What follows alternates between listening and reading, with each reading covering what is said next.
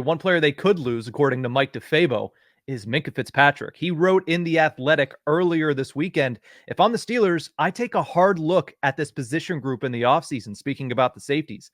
Quote, Fitzpatrick still has a strong reputation around the league. If he isn't producing much splash, it's not really the craziest idea to see how much another team would offer in a trade and whether the Steelers could fill this role with a more cost-conscious solution. So DeFabo of The Athletic saying, maybe you look into trading Minkah Fitzpatrick.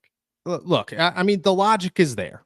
They make sense. He's not producing the splash turnover plays. You could find another hard-nosed safety in the league. I mean, Deshaun Elliott's floating around there, and you found him.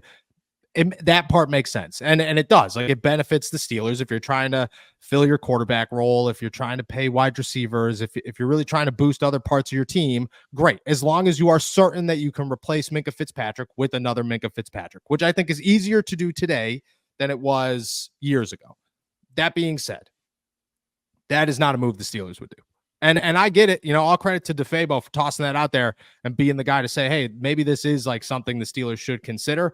It's just not something they will consider because Minkah is a guy that the Steelers don't trade. They trade guys. They trade a lot of defenders. They trade very good defenders, but they don't trade Minkahs. Not in times like this where the team is like right on the verge. They'll look at Minkah as a staple, without Minkah, we're not good. That's what they would say in their own heads. And is it true? I don't know.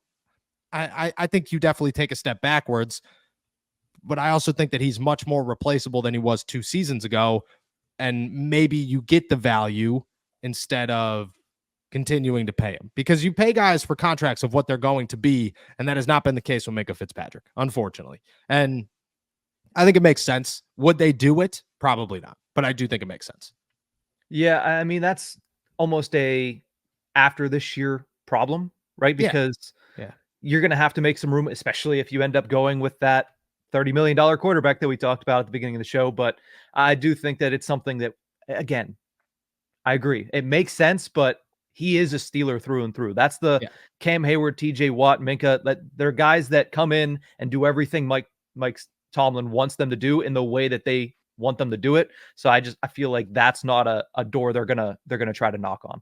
No, and by the end of the season, Minkah comes up with literally 1 interception. It's over. Conversation's done. Never even happened. But if he doesn't, it will go into the offseason, and there will be people kind of pressing and pushing for this to go down.